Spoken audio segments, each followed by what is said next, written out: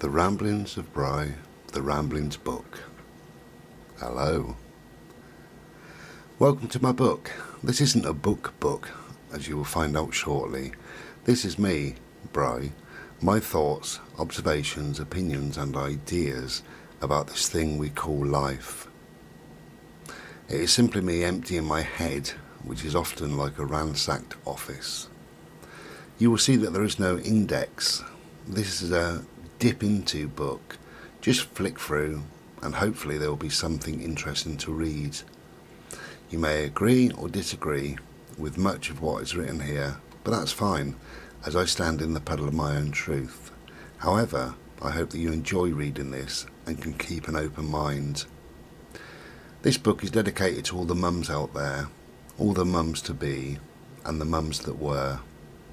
To the stepmums, pseudo-mums, auntie mums, and the dads that might as well... and the dads that do such a good job, they might as well be mums. Life could not exist without our dear mums. They love us unconditionally. They are our life force, our guides, and our teachers.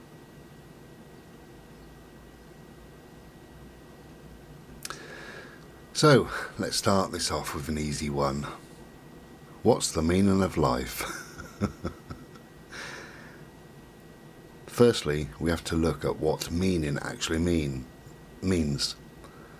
Meaning is the association that we draw between two experiences or events in our minds.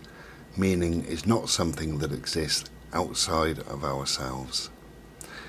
It is not some cosmic universal truth waiting to be discovered, or some earth-shattering eureka moment that will change our lives forever. I think meaning is purpose or value. So what is the purpose of life or the value of life? No one person will ever have the authority to answer this for someone else. We all want to feel like our lives count for something. We want to know that all this was not just a cosmic accident. We are all here to live, but our individual missions are as different as the moon and the sun. Some are explorers searching for adventure. Others choose to build a life of service through innovation and creativity. There is truly no shortage of destinies, roles or dreams to fill. We are a planet of entertainers, healers, givers, teachers, family makers, quiet souls and loud extroverts. The list is endless. What makes a human life have meaning or significance is not the mere living of a life, but what we add on to the living of a life. So being alive is the meaning. As long as that alive is something which we can grow and share, we could say that the meaning of life is not being dead. You are constantly creating your own reality. Your reality is built out of your thoughts. So remember how much power you have. What you think, you become, and what you feel, you attract, and what you imagine, you create. So what is the meaning of life? You is the answer. Each of us has meaning, and we bring it to life.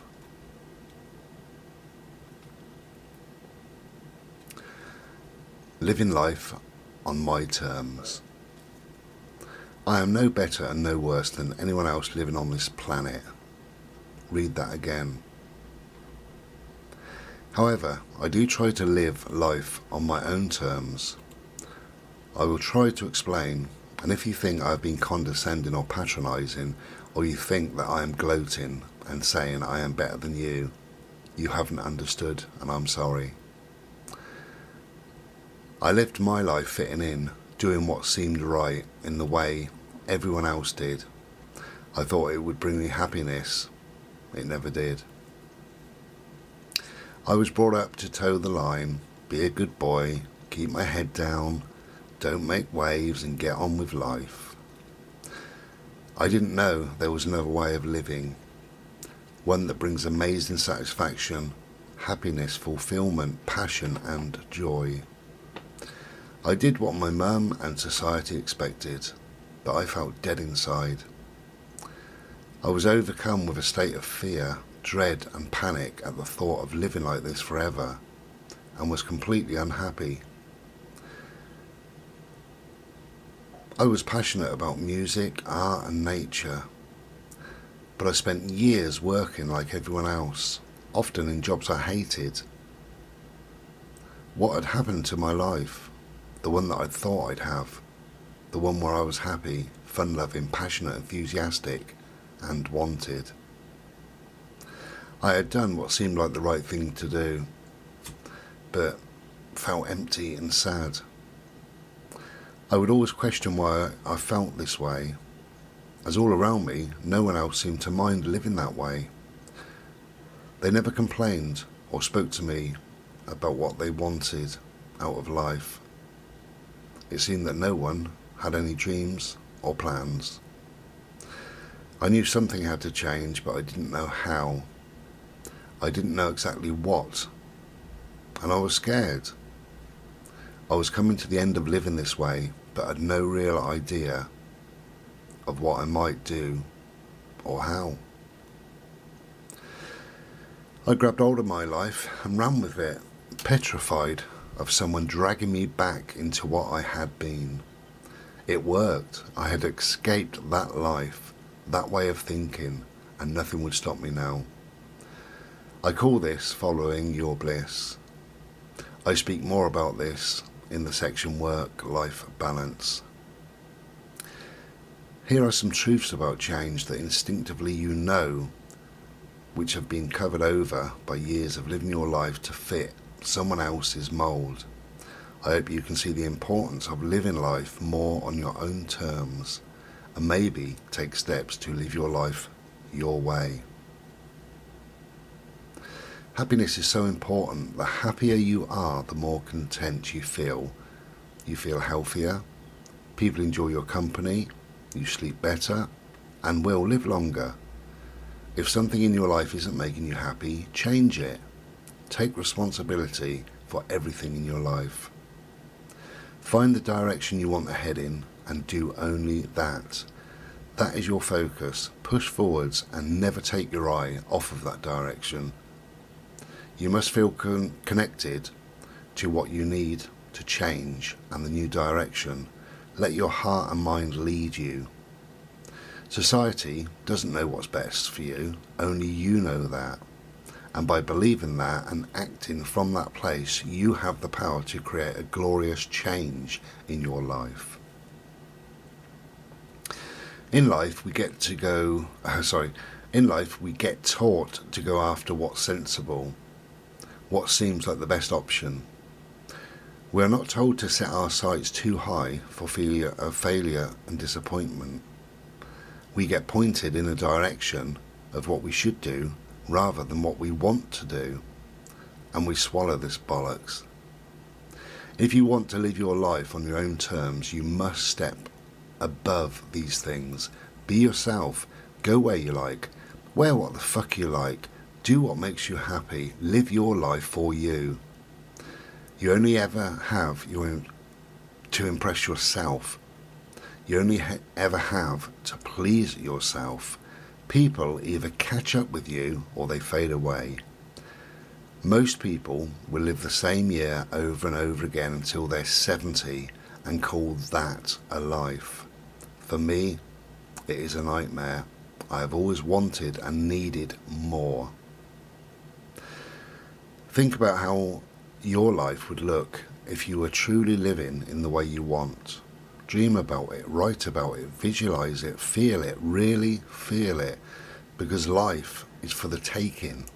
Grab it, make it yours, and above all, follow your passions. Change into the person you are, not the person you have been told to be. It's challenging. It's about facing fears and demons, stepping further than you ever have before, and making bold decisions. You've got to love what you are working towards, to know that when push comes to shove, you will do what you need to do. There's no point going after something if you're half-hearted about it, because you won't succeed. So many people are terrified of moving towards what they really want because they think change has to be all about death-defying the leap from one mountain to the other. But the one thing that I've learned from all my changes, from choosing to live life on my terms, is that it is about small steps. Figure out the direction you want to go in and take some small actions. This moves you closer. It feeds back to you. It gives you confidence, and then you move on to the next few steps. This is how lives are changed. To move into the life you want, you have to step out of the life that you currently have. Staying in your current world, you will not move forwards. If you know you need to change, seek out others. Internet groups, training courses, supportive friends, meetups, coaches. Try to find people who think bigger, who've done what you want to do, who live the way you want to. You can live your life on your own terms, no matter what others say, no matter what the rest of society is doing.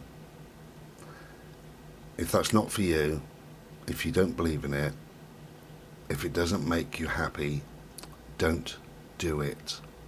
Go your own way and you'll build a life that you should be living.